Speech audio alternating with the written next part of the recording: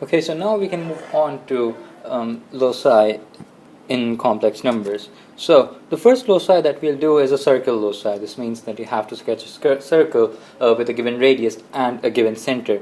So if you're given something like this, where z minus z naught is in a modulus equals to a constant, over here this z is a variable complex number, and this z naught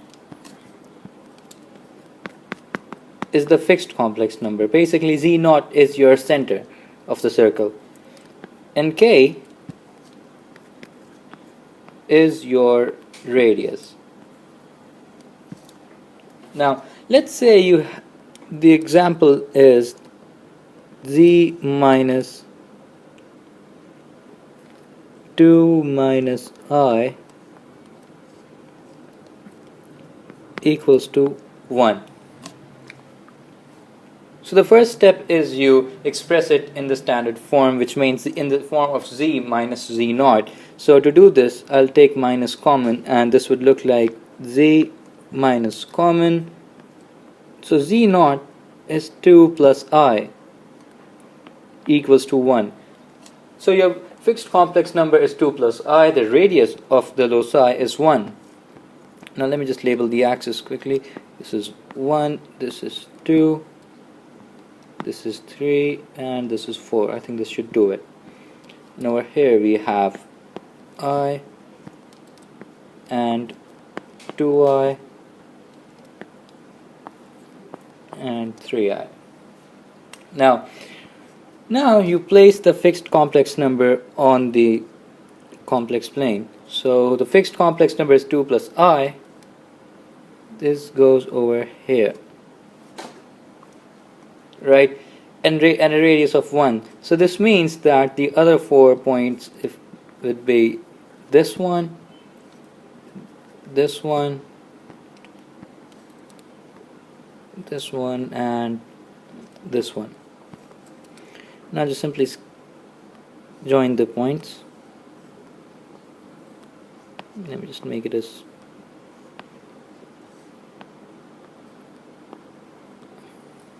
okay, this is close to a circle.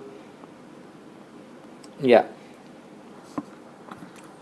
Now this distance is your k, right? And this is your z naught. And z can be any point on the radius. This means it could be any point on the radius. Now let's say the question was something like z minus z naught less than 1. In this case, z could be any of the points inside the circle, right? Because z minus z naught means that where z is your variable fixed point, and z is your variable fixed point, and z naught is your z is your variable fixed point, and z naught is your wait, I think I got it wrong. Yeah, z is your variable complex number, and z naught is your fixed complex number. So z minus z naught should be less than 1. And all the points inside inside the circle are less than 1. So z could be any of this stuff inside the circle. These questions that come around are: find the largest possible value of the modulus of z, find the smallest possible value of the modulus of z. And to do this, let me just clear some parts of this circle. Now, if you want to find the smallest possible value of the modulus, you need to realize that to find either of the two, the smallest possible value and the largest possible value of the modulus of z, z needs to pass through the circle. Let me just make it a bit straight. Yeah. So the smallest possible value would be if z was over here, and the largest possible value would be if z, let me use a different color for this, was here. No, this one's the same. on this point. This means that to find the smallest or the largest, let's do it one at a time. If you want to find the smallest possible value of the modulus, it means that it needs to be this region, this part, where it also passes through the circle.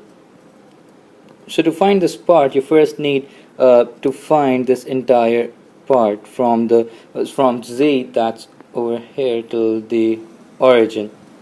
So you can simply do this by forming a triangle. So if I form the triangle, this is what it would look like, where this is 1, this is 2, and you have to find this.